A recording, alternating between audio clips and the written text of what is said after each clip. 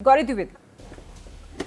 जी शिरीन जी, ये बात अचल जी की सही है कि जिस दिन से इटली ने बीआरआई ज्वाइन किया 2019 में, तब से back channel communications G7 countries की बहुत रही हैं, क्योंकि G7 नेशन का बीआरआई से जुड़ना, जैसा मैंने पहले भी कहा था, एक बहुत बड़ा सिग्नल जा रहा था चाइना को, और अब इटली का उससे निकलना अपने आप में एक बहुत बड़ा संकेत है।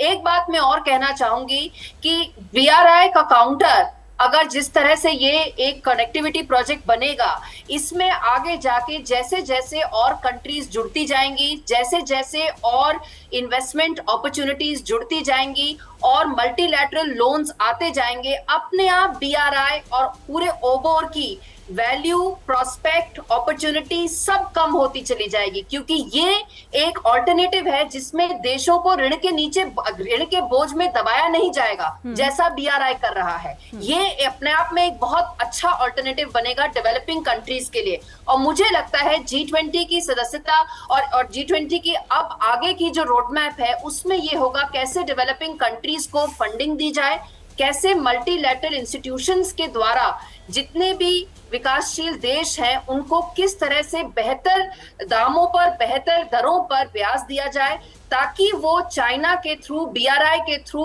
डेट के बोझ के तले नहीं दबते चले जाए। मुझे लगता है आगे जाके इस पे बहुत काम होगा और भारत की के अंदर इसमें मुझे लगता है भारत का बहुत योगदान रहेगा, क्योंकि डेवलपिंग कंट्रीज को किस तरह की फंडिंग की रिक्वायरमेंट्स है ये इंडिया बहुत अच्छे से जानता है। और इस कनेक्टिविटी प्रोजेक्ट के माध्यम से जैसे जैसे और कंट्रीज जुड़ती जाएंगी, वैसे वैसे बीआरआई की इंपॉर्टेंस अपने आप कम होती चली जाएगी। जी बिल्कुल। और स्वास्थ्य राव जी, आप ही के पास आ रही हूँ, आप क्या कहना चाहती हैं इस पर? थोड़ा सा हम लोग को रियलिस्टिक होने की जरूरत है। देखिए, अभी इटली के बारे में चर्चा हो रही है, तो मैं यहाँ पे ये भी शेयर करना चाहती हूँ कि यहाँ पर बात मल्टीलैटरल जो इकोनॉमिक डोमिनेशन का प्रोजेक्ट है बीआरआई, हम उसके संदर्भ में कर रहे हैं। बायलैटरल ट्रेड अगर आप देखेंगे इटली और चाइना की, तो वो पहले 50 बिलियन थी, 2 साल में इस समय 80 बिलियन पहुंच गई है। तो कहने का मतलब है कि जो यूरोपियन पार्टनर्स हैं वो चाइना के साथ बायलैटरल ट्रेड के रूप में तो ऑलरेडी एंगेज हैं, और चाहे वो जर्मनी हो, चाहे वो फ्रांस हो, वो इससे चिंतित हैं कि भाई हम वहां से ट्रेड अपनी कम नहीं कर पा रहे। इधर हमारे रशिया यूक्रेन वॉर के बाद एनर्जी की प्राइसेस बढ़ रही हैं, तो हमको अपना मैन्युफैक्चरिंग बेस चाइना शिफ्ट करना पड़ रहा है। तो जिस चीज से हम बचना चाहते थे, हम उसी कुएं में कहीं ना कहीं गिर रहे हैं।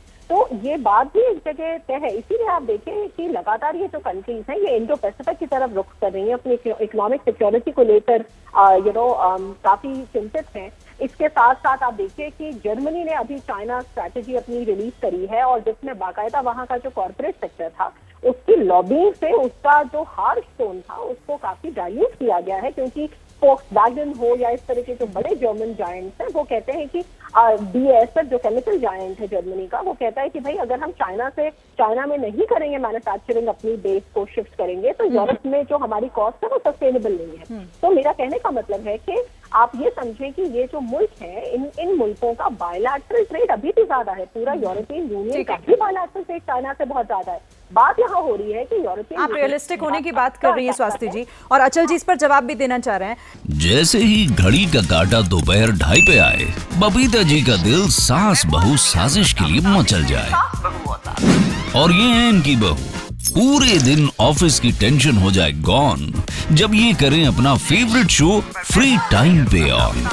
इनकी तरह आप भी देखिए अपना फेवरेट शो अपने टाइम पर, और डाउनलोड कीजिए ABP लाइव ऐप अपने स्मार्ट टीवी पर।